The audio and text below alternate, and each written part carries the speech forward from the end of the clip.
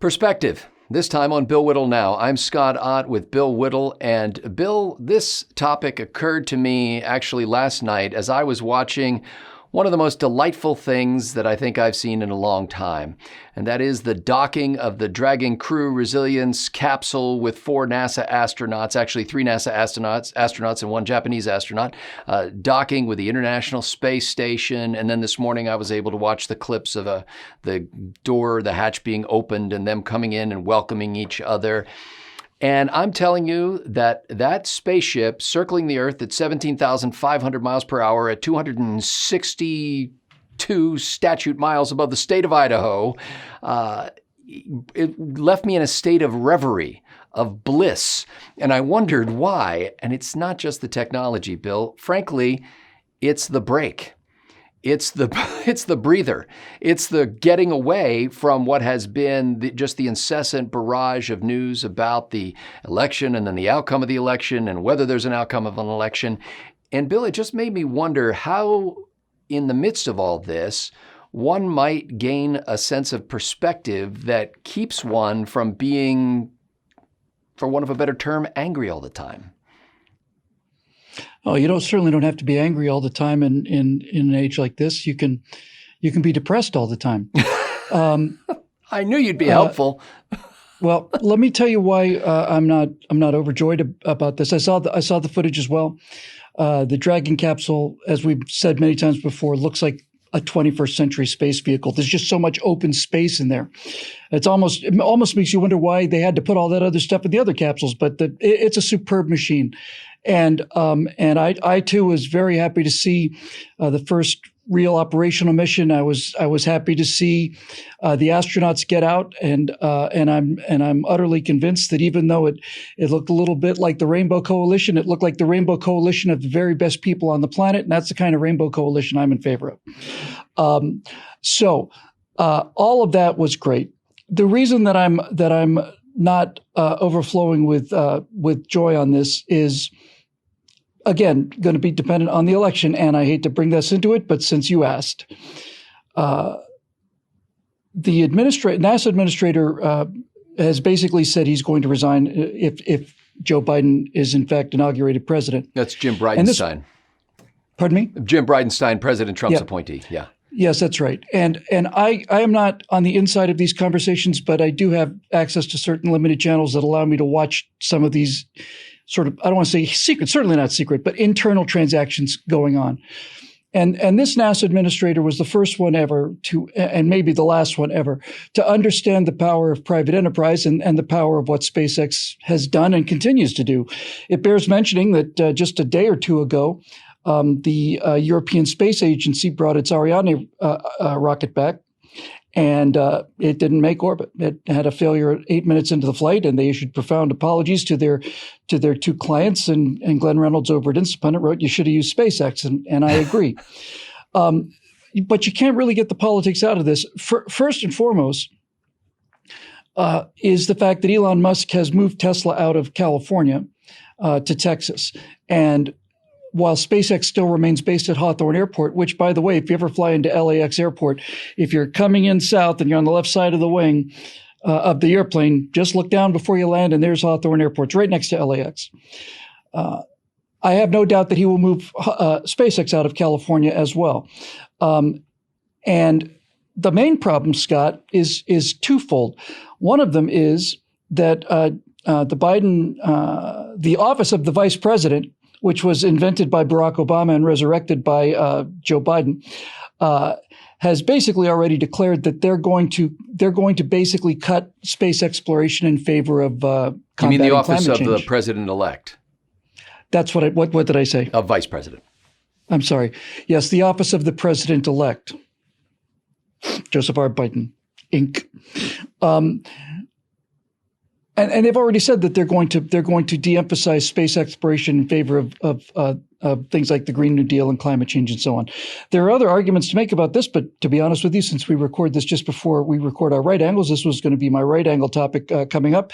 But just to give you a taste, There is an advisory board that advises NASA on things like diversity and inclusion, and they've basically said that we really shouldn't be going anywhere because it's colonization, and colonization is bad. So the political climate affects the business climate. Now, with that said, now we can get to the optimism. SpaceX succeeds because it is a private company and it is the vision of one guy. And if he wants to do something like put a red sports car into orbit around the sun, okay. And that is what allows SpaceX to succeed. And we've been up and down this many, many times. But watching this particular Dragon mission, I thought was an interesting milestone in the sense that this was an operational mission. The previous flight was the second kind of a test mission, the first manned test mission with Bob and Doug. But this one's an operational working crew. It's the first time really you can say that this is a non-experimental mission. We put Americans on the space station using an American rocket. Don't have to depend on the Russians anymore. And all of this is good. But the best part about SpaceX and exploration is that no matter what the progressives do to the National Aeronautics and Space Administration, SpaceX can continue, but for decades, NASA's job was to keep private business out of space. And I've heard that from 7 different people in aerospace companies, that NASA was primarily concerned with making sure that nobody flew in space unless it was NASA. When Donald Trump became president, we got a pro-business, pro-free enterprise administrator, and he's basically said he's going to go if Biden wins this stolen election. So that is going to affect things. It's going to affect other startups. It's going to affect regulation. It's going to affect a lot of things. If the recommendations of this advisory board are followed, then a moon mission is off and a moon landing is off. And my concern is not so much that NASA will be hobbled, because NASA never really should have been in this business in the first place. It's like, as we've said before, it's like the Federal Aviation Administration running an airline. That doesn't work out well. But NASA does have the ability to create regulations that could prevent a moon mission, because we don't want to contaminate this sterile rock with Earth-based microbes that would be colonizing the airless moon. And that is precisely the argument they're making, and I'm not making any exaggeration on that whatsoever. That's what these lunatics are asserting, and these lunatics are in very real danger of having legal power over what actually happens in space. So there's a lot to be happy about, a lot to be proud about, a lot to be optimistic about. But again, politics manages to insert its ugly, nasty snout into just about everything, and I'm deeply concerned about what it'll do for space exploration after finally seeing a real breakthrough. Well, and Bill, I guess the thing that's most disturbing of all of this, unless something really unusual happens, it looks like we are well on the path to a Joe Biden inauguration in January. I don't buy that. I think, but it go doesn't ahead. matter whether you buy it or not. If it turns out to be the case, my question is, let's say you may be right. Let's assume that it's true. Let's just assume that it's true. He gets inaugurated January 20th. So then we have a 4-year term of some Democrat being in the White House, just to preempt your comment about Kamala Harris being the one who's actually in charge. So with that, we've got 4 years of, even if you call it righteous indignation, conservatives being in high dudgeon on a regular basis and not even able to step back and say, let's just look at the glory of this space mission without immediately having to do what I did and what you did, which is insert politics into the question. I didn't insert politics into the question. I just said that. I said I did it. I said I did and I'm not saying you did either. What I'm saying is politics inserted itself into this joyous experience, whether we like it or not. Stipulated. So how do you survive the next 4 years? You can't be that way. This is the problem, Scott. The problem is if they steal this one, then the next one will be easier to steal. If big tech can force people away from stories like the Biden Hunter Biden laptop, which polls after election have shown that a significant number of Democrats would have switched their votes if they had known that story.